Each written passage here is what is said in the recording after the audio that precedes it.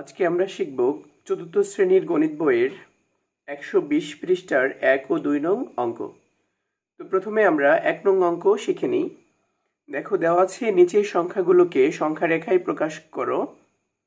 যেমন এখানে সংখ্যা দেওয়া আছে 0.881 এবং 0.889, এইভাবে দেখো আরো কিছু দেওয়া আছে।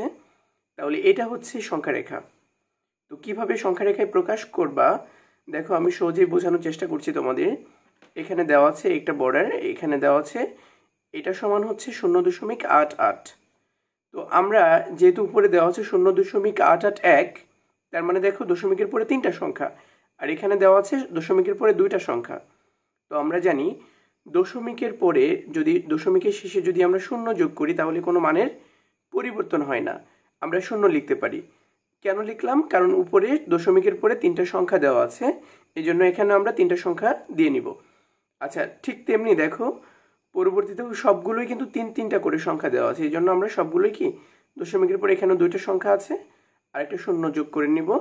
এখানে দেখো 0.9 দেওয়া আছে, তাহলে আমরা আরও 2টা 0 যোগ করতে পারি, যোগ করলে মানের কোনো পরিবর্তন হয় না।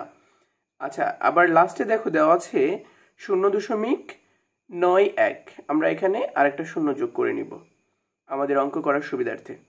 এবার দেখো আমাদের জন্য অনেকটা ইজি হয়ে গেল অঙ্ক করার জন্য। তাহলে এখানে 1 নম্বরে দেওয়া আছে 0.881, তাহলে এই বর্ডার সমান আমরা এখানে দেওয়া আছে 0.880, তার মানে এখানে 0.880। অবশ্য দশমিকের পরের সংখ্যাগুলোকে এভাবে পড়তে হয় না, আমি তোমাদের বোঝানোর জন্য বলছি। তাহলে এটা যদি 880 হয় তাহলে এটা হচ্ছে 881, এটা 82, 83, 84, 85, 86, 87, 88, 89, 90, অর্থাৎ 890। দেখেছ? ঠিক এমনি প্রত্যেকটা বর্ডার একটা থেকে একটা 10 ঘর করে, এখানে 80, এখানে 90, এখানে আবার দেখো 900 হয়ে গেছে, এখানে 910, এভাবে দেওয়া আছে 10 ঘর করে। তাহলে আমাদের এখানে করতে হবে কি, নির্ণয় করতে হবে 881। তাহলে 80-র পরে কি, এই যে এটা হচ্ছে 881, তাই না? তাহলে এখানে আমরা লিখতে পারি এটি 881। তাহলে দেখো আমাদের হয়ে গেল এটা। এবার দ্বিতীয়টা বলেছে 0.889, তাহলে আমরা যদি এখান থেকে গুনি এটা হয় 81, 82, 83, 84, 85, 86, 87, 88, 89, তার মানে কি 889 এই পর্যন্ত আসে। তাহলে এটা কি হবে, আমরা লিখতে পারি এটা 889।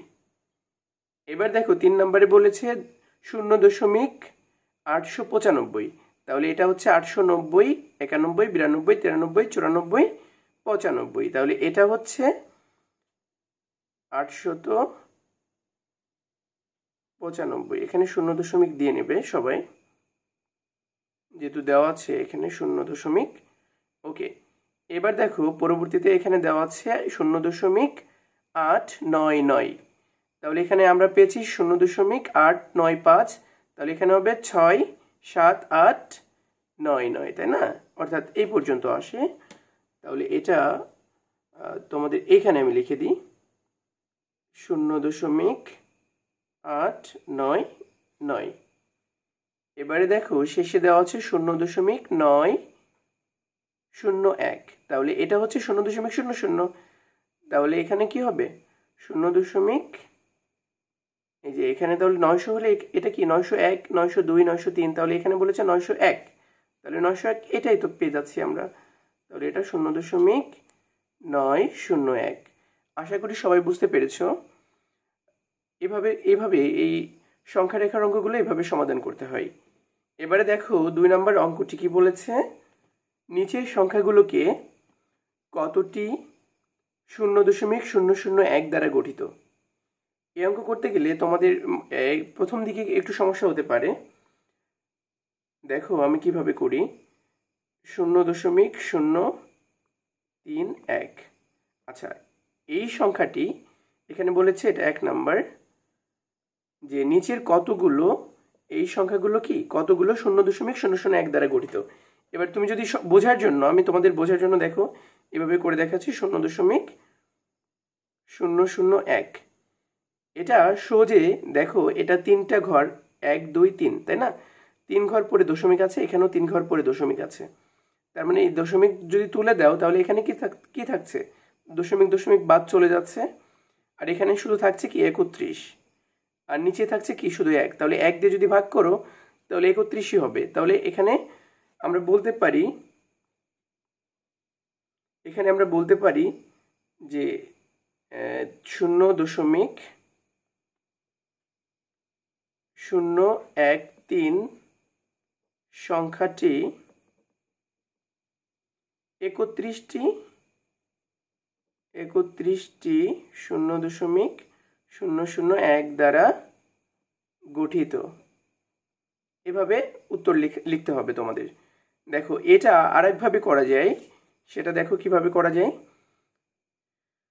1 নাম্বার এখানে আবার দিয়ে লিখি আমি, ভালো করে খেয়াল করো। এভাবে করে অধিকাংশ স্টুডেন্টরা তাদের বোঝার জন্য এভাবেই সমাধান করে আবার দিয়ে আমি তোমাদের লিখে দেখাচ্ছি, খেয়াল করো। তাহলে 1 নম্বরে দেওয়া আছে 0.031 ভাগ, যেহেতু এখানে কতগুলো বলেছে, কতগুলো 0.001 দ্বারা গঠিত, এই জন্য আমরা এখানে কি দিব, ভাগ দিব 0.001। আচ্ছা খেয়াল করো, তাহলে এখানে এবার এই দশমিক আমরা তুলে ফেলবো। দশমিক তুলে দশমিকের পরিবর্তে দেখো এই সংখ্যাটাকে আমরা ভগ্নাংশে প্রকাশ করব কিভাবে, দশমিক তুলে দশমিকের পরিবর্তে 1 দিব, দশমিকের পরে 3টা সংখ্যা আছে এই জন্য 3টা শূন্য দিব। ভালো করে খেয়াল করো, না হলে তোমরা বুঝতে পারবে না, অঙ্ক বুঝতে হবে। তাহলে এই দশমিক তুলে কিন্তু 1 দিয়েছি দশমিকের পরিবর্তে, আর দশমিকের পরে 1 2 3টা সংখ্যা আছে এই জন্য 3টা শূন্য দিয়েছি। এবার দেখো যেহেতু এখানে দশমিক তুলে ফেলেছি, তার মানে এখানে বামে 2টা শূন্য হয়ে গেছে আর ডানে কি 31 আছে। তাহলে বামের শূন্য, আমরা জানি কোনো সংখ্যার বামের শূন্যের কোনো দাম নাই, তাই না? যদি দশমিক থাকে তাহলে ঠিক আছে, দাম আছে, আর দশমিক যেহেতু নেই তার মানে কি দাম নেই। তাহলে উপরে 31 আর নিচে 1000 হলো। এখানে ভাগ চিহ্ন আছে, ভাগ দিব। এবার দেখো ঠিক এটার মতো করে এই দশমিকটা তুলে এখানে কি দিব 1, আর দশমিকের পরে 3টা সংখ্যা আছে 3টা শূন্য দিব। তাহলে উপরে কি থাকছে শুধু 1, কারণ এখানে বামে 3টা শূন্য হয়ে গেছে, বামের শূন্যের দাম নেই জন্য উপরে 1 দিব। দেখো বা 31/1000টাকে আমরা রেখে দিই, এখানে ভাগ আছে তাহলে এখানে দিব গুণ চিহ্ন। কেন দেখো, তাহলে এখানে গুণ চিহ্ন দেওয়ার কারণে উপরে 1000 হয়ে গেল, নিচে 1 হলো। কিভাবে হলো, কারণ আমরা জানি ভাগের বিপরীত হচ্ছে গুণ। তাহলে এখানে ভাগ ছিল, এখানে গুণ দেওয়ার কারণে কি উল্টে গেছে, বিপরীত প্রক্রিয়া হয়ে গেছে। এই জন্য নিচের যে সংখ্যাটা 1000 সেটা উপরে চলে আসছে, আর উপরের লবটা নিচের হরে চলে আসছে, অর্থাৎ নিচে চলে আসছে। তাহলে দেখো এবার আমাদের এখানে 1000 কাটাকাটি হয়ে গেল, এখানে আছে 31, এখানে আছে 1, তাহলে 31 31। তার মানে দেখেছো এখানেও 31 বেরিয়েছে, এখানেও 31 বেরিয়েছে। তাহলে আমরা বলতে পারি যে 0.00031 সংখ্যাটি 31টি 0.001 দ্বারা গঠিত। এছাড়াও তাহলে তোমাদের কাছে দেখো 2টা নিয়ম, প্রথমে একটা নিয়ম করেছি, দ্বিতীয় আরেকটা পদ্ধতিতে করেছি। তোমাদের কাছে যে পদ্ধতি সহজ মনে হয় সেই পদ্ধতিতেই কি সমাধান করবে। এবার দেখো আরও অঙ্কগুলো আছে, বাকিগুলো সমাধান করার চেষ্টা করছি আমরা। দেখো 2 নম্বরে বলা হয়েছে 0.296। তাহলে এই সংখ্যাটি কতটি 0.001 দ্বারা গঠিত। তাহলে আমি তোমাদেরকে বললাম যে প্রথম যে নিয়মটা দেখালাম, এখানে ধরে নাও যে 0.001, তাই না? তাহলে দেখো এখানেও দশমিক 3টার পরে, এখানেও দশমিক 3টার পরে, তাহলে আমাদের উত্তর কি হচ্ছে, যেহেতু এখানে 1 দিয়ে ভাগ করলে কি মানের পরিবর্তন হয় না, তাহলে এখানে থাকবে 296, অর্থাৎ 296। তাহলে আমরা এখানে লিখতে পারি কি 0.296 সংখ্যাটি 296 দ্বারা গঠিত সংখ্যা, তাই না? 296 দ্বারা গঠিত সংখ্যা, এটা অ্যান্সার হবে, তাই না? তদ্রূপ দেখো 3 নাম্বার 4 নাম্বার, 3 নাম্বার সেম একইভাবে, কারণ খেয়াল করো সবাই 3 নাম্বারেও এখানে দশমিকের পরে 3টা সংখ্যা আছে, ঠিক এখানে দশমিকের পরে 3টা সংখ্যা আছে, তার মানে কি এটা উঠে যাবে। দাঁড়াও 3 নাম্বার না বুঝে দিলেও তো বুঝবে না। দেখো 0.096 0.47 সংখ্যাটি এখানে 0.001। তাহলে দেখো এখানে 0.0 কাটা যাচ্ছে, তাহলে উপরে কি সংখ্যা থাকছে? উপরে কি শুধু 47? না, দেখো এখানে দশমিকটা কাটা গেছে, এখানে নিচের দশমিকটা বাদ গেছে, কারণ এখানে দশমিক বাদ গেলে নিচের এই 0 হয়ে গেল, 3টা হয়ে গেল, বামে 0 দাম নেই, এই জন্য এখানে কি শুধু 1 থাকছে। একই সাথে যদি আমরা কোনো সংখ্যার ভাগ করি তাহলে তোমরা জানো যে মানের কোনো পরিবর্তন হয় না, একই সাথে ভাগ করলে তাই থাকে। তদ্রূপ দেখো এখানে যেহেতু দশমিক বাদ চলে গেছে, তার মানে কি এখানে 1 আছে, এখানে 0, এখানে 7, এখানে 4, তাহলে এই সংখ্যাগুলো বসে যাবে 0, 4, 7। তার মানে 3 নম্বরের 1.047 সংখ্যাটি 1047টি 0.001 দ্বারা গঠিত সংখ্যা। আমি আরেকবার লিখে দিচ্ছি, তোমরা অনেক সময় গুলিয়ে ফেলবে, মুখ দিয়ে বলে দিচ্ছি। তাহলে দেখো 1.047 সংখ্যাটি